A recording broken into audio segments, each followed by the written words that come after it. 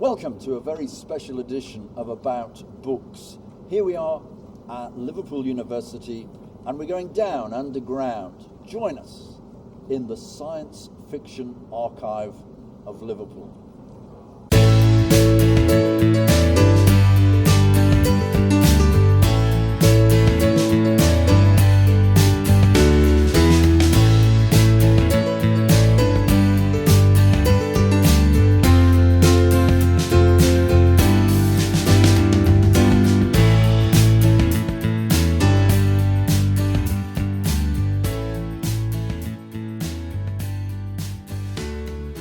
Andy Sawyer, welcome. Well, thank you for inviting us down into the bowels of Liverpool. And what is your correct title? I'm called Science Fiction Collections Librarian, which is a bit of a mouthful, but essentially is what I do. This is something that comes from the heart, I suspect? Absolutely, yes. Can you tell me about the origins of the Science Fiction Archive here in Liverpool? Right, well, first of all, to cut to the shorter version, as it were, way back in the 1970s, a bunch of people, writers, artists, academics, editors, got the idea that science fiction was a useful tool in education, both for itself, because of the way it sort of enabled people to look at different things. For example, how the future was envisaged in 100 years ago. And so a science fiction foundation was set up, not quite at the other end of the galaxy, if you get the connection, but at what was then Polytechnic of East London. And it did a number of things. It tried to encourage use of science fiction in education. It established a critical journal in which people would write about science fiction, and this indeed is the latest edition of it, Foundation. And pretty soon it developed the idea that a research library for people interested in the scholarship of science fiction and science fiction itself would be a good idea. And they hired an Australian academic called Peter Nichols to become the administrator, and he pretty soon got a contract to produce an encyclopedia of science fiction, and this is what he did, and this is part of the reason for the research collection. We moved forward through a series of cuts in education and Peter leaving and being replaced, and his successor moving on to develop a career in publishing, and to a point where the whole thing was run by a part-time secretary in a room from the Poly, and that lasted until the early 90s, when what was now the University of East London decided that it wanted its room back, and there was some doubt about the feasibility of the library, which had grown, which had become by then a quite a major research collection for people interested in science fiction. Fortunately, at that point, the University of Liverpool was developing plans for an MA in science fiction studies, and the two people who were involved with that from the English and the philosophy department got hold of the university librarian and persuaded her that it would be a major research coup for the university to have that. She agreed. The collection came up here in 1993. The MA went on stream in 1994, and eventually, because of again staff changes and people leaving, I ended up running it until I took partial retirement a couple of years ago, and now I'm kind of working 3 days a week with the library. There is still some science fiction teaching going on, and I hope there will be more. But the library has developed over the years. One of the reasons that the university librarian wanted to keep it, or wanted to acquire it, was that we already had the archive of one of the great science fiction writers, Olaf Stapleton, who was born in Wallasey, came from a Liverpool shipping family, and a number of other collections came our way. The Science Fiction Foundation still owns its book collection and some archive material. It's administered on behalf of the university by me, and it has become one of the world's big resources for science fiction studies. We have about 35,000 books, over 2,000 periodical titles, fanzines, a small amount of audiovisual material, but there's only literally a handful of collections in the world that touch us. Students come from all around the world? Students come from all around the world. This is a global institution. Yes. We've had students. We've had people, academics from Australia. We've had people from Poland. We've had students from Taiwan doing the MA. We've had Taiwan, Luxembourg, USA, Canada. So there's a real international interest in science fiction. What does the MA involve? Well, we're in the interregnum at the moment. So at the moment there is a module in the general MA of the English department MA in English, run by the English department, which is looking at the ideas of science fiction and contemporary, looking at writers such as Alistair Reynolds and the post-human ideas of what's going to happen to the human race in that sort of fiction. Margaret Atwood, I think, is taught. I do a small section on the archive, which is looking at how we can use archive materials such as authors' papers, manuscripts, runs of magazines which go back to the 1920s, and books and indeed fanzines produced by science fiction fans, which are in some cases the only resources we have for the early work of some of our major authors, and how we can use those. It is an extraordinary collection. I mean, the variety of styles of storytelling, and goes back. Well, how far does it go back? I mean, when was science fiction recognised? Certainly here at the university. Where would you say it all began? Well, that's an argument which can go on for days, I think. People will say, the first science fiction magazine was in Amazing Stories in April 1926. But all that did was point to a lot of other writing and said, hey, this is a new form of writing. Lots of people are interested in it. It was pointing to Jules Verne and H.G. Wells and Edgar Allan Poe. You can go back to some of the Greek stories, Lucian of Samosata, about voyages to the moon. One pretty strong argument is that Mary Shelley's Frankenstein was the first novel in the English language which looked at the sort of extrapolation of science, or the science of the day.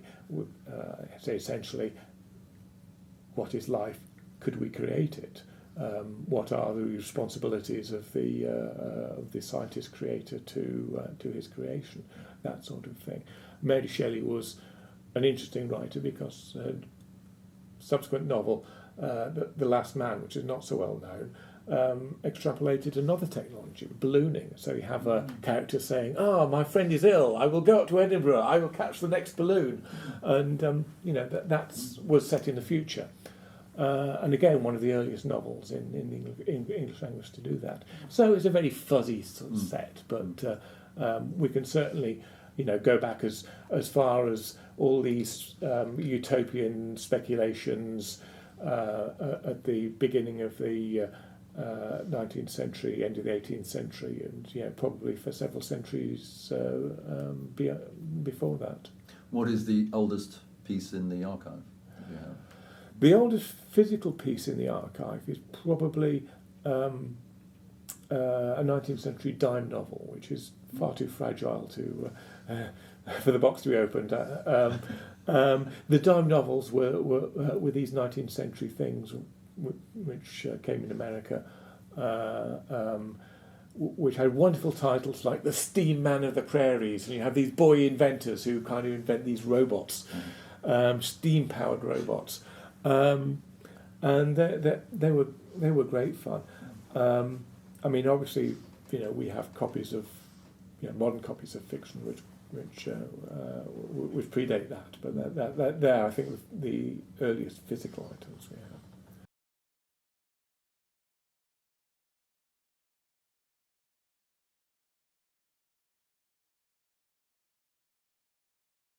Welcome back. Here we are at Liverpool University in the Science Fiction Archive with curator Andy Sawyer. Andy, I'm a child of the 50s, which means I'm a child of the future, because that was the true space age, certainly here on Merseyside, thanks to a particular children's publication, which I was delighted to find you have many, many copies of. Ah, the Eagle. The Eagle. Yes. Tell us about the Eagle and its origins. Well, the Eagle has this strange and complicated origin story.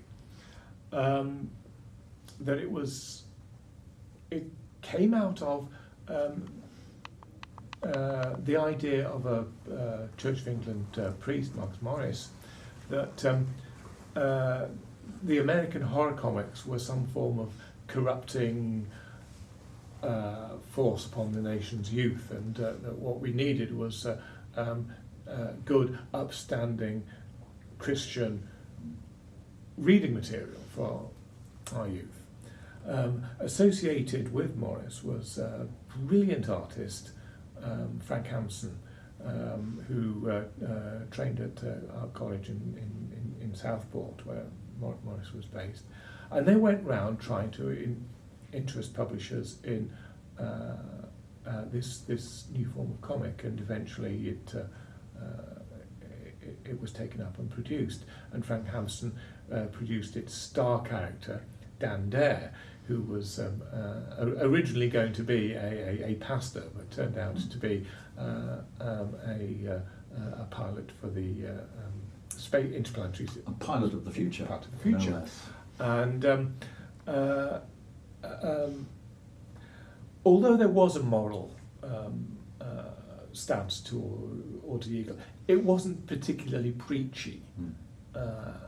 It was interested in entertaining, and obviously, presenting an intelligent view of the world. It assumed that its readers were curious and interested in the world about them, particularly the future. And Frank Hampson produced these wonderful, optimistic stories about the future, detailed images of spaceships and the cities of the future. And Dan Day is still probably one of the great comic book characters that we have. The future he was talking about was, if I remember correctly, the 1990s. Yes, very different from the 1990s that we've all lived through. Just a bit. Yes. Just a bit. So it was Southport based, so Merseyside based, Yes. Editorially, and printed in Liverpool. And printed in Liverpool, yes. So a real strong connection. Yes, yes, yes. Here. There are a couple of other books here with connections to Merseyside, if I'm right, that you brought down. This, for example. Yes, The Caltrops of Time by David I. Masson is a collection of stories published in the 1960s in New Worlds magazine, and they are really terrific stories. They were very much fitted the idea of the new wave, in the sense that they were, not just sort of slam bang action adventure space stories, but were well written and explored different areas of science fiction and speculative fiction, particularly time. David Masson was curator of special collections and archives at the University of Liverpool. After the war, he was here for about 10 years and then moved on to Leeds. So I'm not sure whether he was writing science fiction at the time he was here, but I do like to believe that somehow there is this kind of metaphysical connection between him becoming a science fiction writer and our presence here. And indeed we had at the same time there was a chap called I.F. Clarke who was doing a dissertation on the tale of the future at Liverpool University, and he became one of the great scholars and bibliographers of the idea of the what we might call the future war fiction, stories set in the future which express our sort of anxieties about war. And you know, there's a great one. The one that started off called the Battle of Dorking, 1871, in which the British army is defeated at Dorking, and we are taken over by these totalitarian enemies who are probably the Germans. The other interesting thing this is a play, isn't it? It's a play. It's a novelisation of a play in the late 1890s called A Message from Mars, in which what appears to be an emissary from a Martian civilization sort of appears on Earth and reforms this curmudgeonly rogue who is a bit sort of like Scrooge in Christmas Carol. In fact, it is a reworking of Dickens' Christmas Carol, the reforming of the curmudgeon. And it was filmed in, I think, 1912, and the British Film Institute recently restored it and put it up on their website. It's actually quite fun to watch. I discovered that the chap who wrote it, Richard Gantony, was born in Liverpool. I think he emigrated to the USA, but I count him as one of our early Liverpool exponents of science fiction and fantasy. Well, the connection's gone on down the years, hasn't it? Through the years. We've had many fanzines, Liverpool fanzines, science fiction fanzines. Indeed, you showed me one earlier by Bill Harry. Yes. Probably more famous for his connections. Merseybeat newspaper, yes. The Liverpool science fiction fan groups, I mean, there's been several of them. There's been almost a sort of succession since the early 1930s. Were set up really as readers groups, people interested in science and fiction. It was originally called, rather grandiosely, the Universal Science Circle.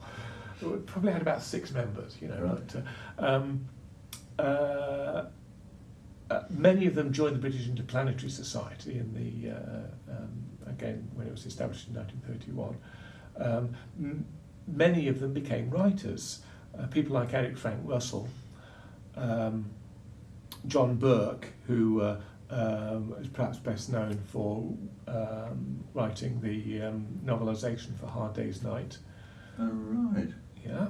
And Privilege, which is another kind of vaguely science fiction film. Yeah. He wrote a lot of novelisations, didn't he? The Power Game, I think. Yes, he did. TV Yes. series. David McIlwain, who became Charles Eric Maine, who possibly best known for The Mind of Mr. Soames, which was filmed. John Christopher, Death of Grass, terrific novel, terrific catastrophe novel. He was born in Knowsley and associated with the science fiction group. Douglas R. Mason, who also wrote as John Rankin a bit later on, he wrote in the 60s, early 70s. He was head teacher at a school in Wallasey. moving through to people like in the horror field, Ramsey Campbell and Clive Barker, who are really big stars in their field, and Stephen Baxter, who I mentioned, who is one of the great hard science fiction writers now, and more and more. There's Alex Cox, film director, has directed science fiction films. This is a big connection, isn't it? I mean, I've lived in other places. I've lived in Shrewsbury.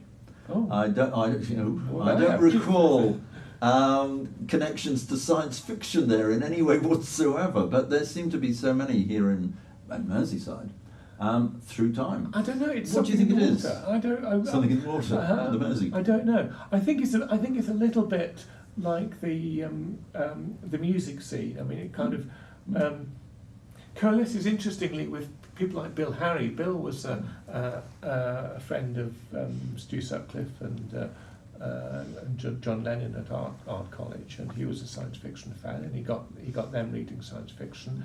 But the big interest there was music. To some extent, the science fiction stuff has never gone away. One of our interesting little fantasies is what if Bill Harry persuaded John Lennon to write for fanzines. There always has been this kind of connection between science fiction and music in some ways, particularly in the 60s. There's a lot of rock and roll, particularly prog rock, which stole stuff from science fiction. And I think the connection is probably more interesting than I'm giving it here, but I think it's worth exploring. I think it's fascinating. Yeah, but it is this idea that that there's something interesting out there, whether it's music or science fiction, and people from Liverpool seem to have this feeling that yes, it's out there, it's great. We must get up and play with it and be creative in it. And I think that's one of the great things about the city. A great description. Andy, thank you. I hope you enjoyed the time we've spent underneath Liverpool University in the Science Fiction Archive. Join us again on About Books very soon. I'm off to return to Mars.